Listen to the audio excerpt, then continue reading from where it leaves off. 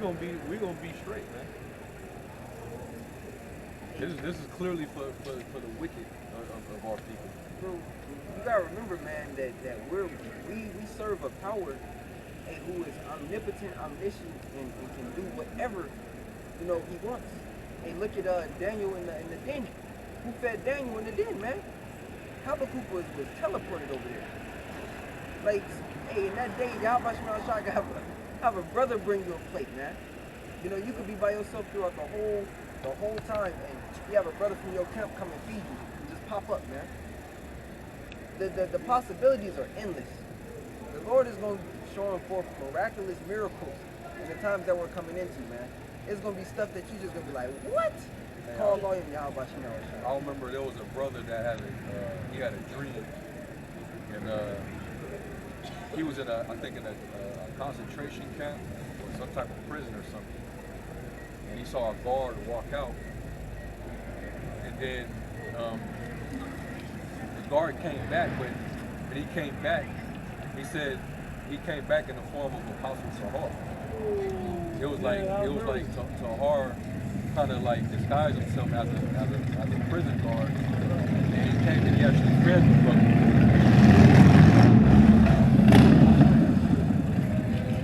If that didn't happen, the brother probably would have starved or something. So I remember our brother doing a testimony. Another dream brother had is he said they were locked in his house during the time of martial law. They were checkpoints, like door whatever service, not service, door checkpoints, basically.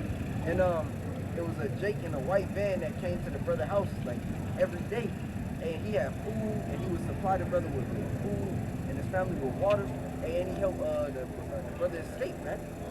So all different types of things are going to happen to those who believe in Yahweh.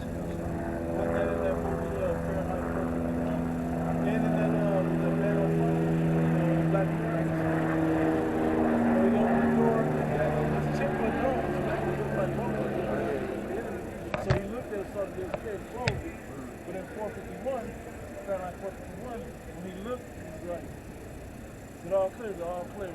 Then he came and checked, saw it wasn't all clear. Anyway,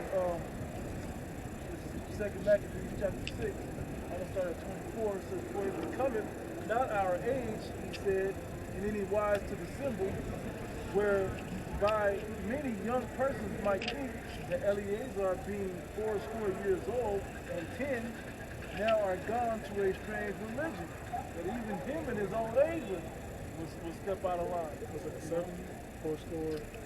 No, 4 scores is 90. 10, 4 scores 24 over 80. It says, for it becomes 25. So they who mind hypocrisy and desire to live a little time and a moment longer should be deceived by me. And I get to stain mine old age and make it abominable. For though for the present time I should be delivered from the punishment of men, yet shall I not escape the hand of the Almighty, neither alive nor dead. That's the attitude to take when it comes to the month. Exactly. The devil try to make that shit mandatory, and everybody got to do it to have access to anything. You got to have the attitude. I would just go out and I'm gonna let the Lord deal. I'm gonna put my trust in the Lord and fall into His hands. Step out on faith. Because if I give in, I gotta face the Lord after this. And life or death. Judgment. I gotta deal with the judgment that comes with it and the everlasting shame that comes after.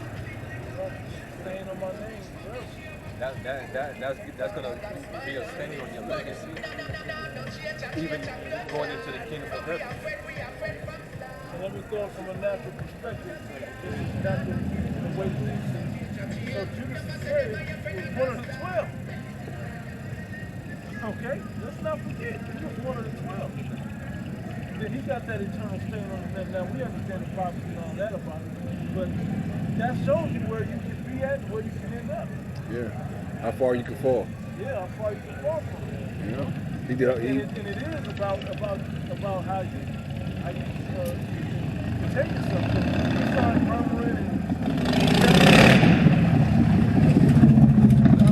when you read about it, murmuring and getting all bent out of shape over certain like the details going on. Money-wise, especially, that things get tight. Hebrews 11, verse 24, says, by faith, Moses, when he was come to years, refused to be called the son of Pharaoh's daughter, choosing rather to suffer affliction with the people of the Most High than to enjoy the pleasures of sin for a season. You know? Like brothers is going into, man, if you consent to that MOTV, those benefits that you receive from that is only going to be short-lived. Just like the hell and the afflictions that we, Lord willing, we feel the elect, the afflictions that we have to go through for rejecting it, it's only going to be short-lived.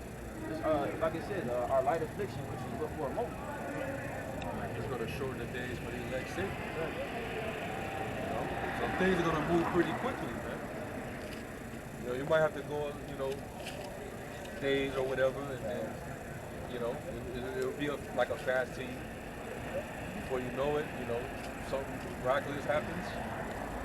The Lord direct the steps of men, so He might have you run into a storehouse or something. We don't know. Even if you get put in prison. Yeah.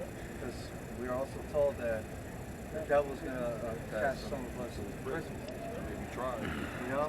And that's a heavy trial right there, man. But if you can conquer that, oof. And I was always think a very strong mind. Yeah. Because you're gonna be worrying about not only just your life, you're gonna be having thoughts like, man, I wonder what my woman is. I wonder if she's saved. I wonder where my children is at. You worrying about all these things that pertain to you. Your comfort is the scriptures, man. Yeah. You think about Job, like, well, he lost everything, but he gained everything double after that. Yeah. And when you say prison, sometimes I think about it like the Lord may put you in a prison to protect you. Because say you was locked up in the prison or the jail down here, when you got all chaos and shit going on, people getting killed left and right, you may be protected, and then when you're finally let go, the destruction, some of the destruction, is cleared somewhat where you can maneuver and go where you got to go. So you have to, sometimes you think about it like positive, but also like the brother was saying, you thinking about your family and it's stuff. Yeah. That's those what's that? 2 Corinthians 14, those mortal thoughts. You can't have those mortal thoughts when it comes down to your faith being tested. Don't start thinking carnally, that can cost you. It's like, what if Esau rolled on us right now, and we all go down, and then we find out 5 hours later, some nigga came down here and lit this motherfucker up, like, we'd be like, damn, something worse. Bigger and worse. Yeah. All this is tore out. We in a safe place down here. Right. And now they gotta let us out because they gotta go round up. we small change. Yeah. Y'all get out of here. Right. Come down to the whole organization.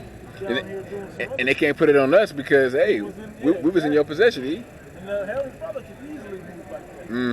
So you got. I was going to say, the Lord's hand is not short that it cannot save. That's the whole point behind us having faith. We're going to be in situations that seem like it's no way out of it. We're going to be put in these situations so the Lord can show these miracles. Hey, is it the one where was that with a guard, the door just opened, there's an earthquake hit and the judge opened up with Paul and Yeah.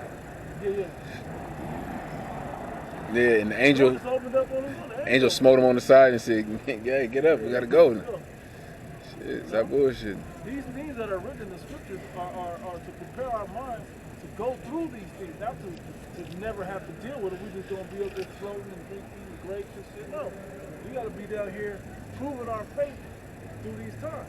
I got one quick. You got it? Revelation 2:10. Fear none of those things which thou shalt suffer. Behold, the devil shall cast some of you into prison, that ye may be tried, and ye shall have tribulation 10 days. Be thou faithful unto death, and I will give thee a crown of life. Stay faithful, and I'm going to preserve you and give you that crown of life. You really going to live.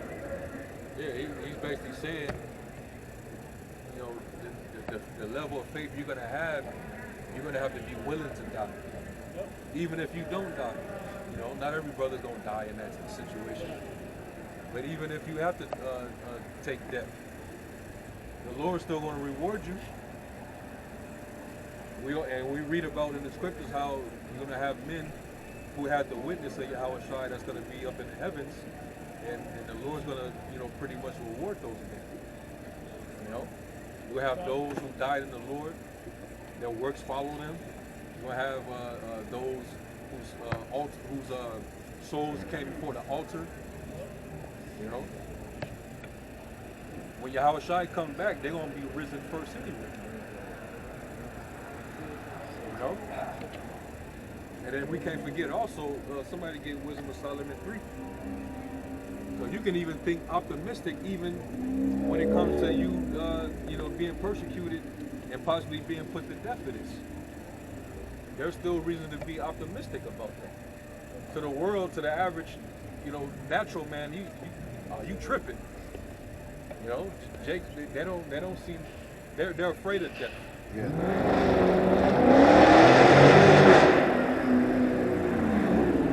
It tells you about the mindset of the ungodly, you know, towards death. In Wisdom of Solomon, the 2nd chapter.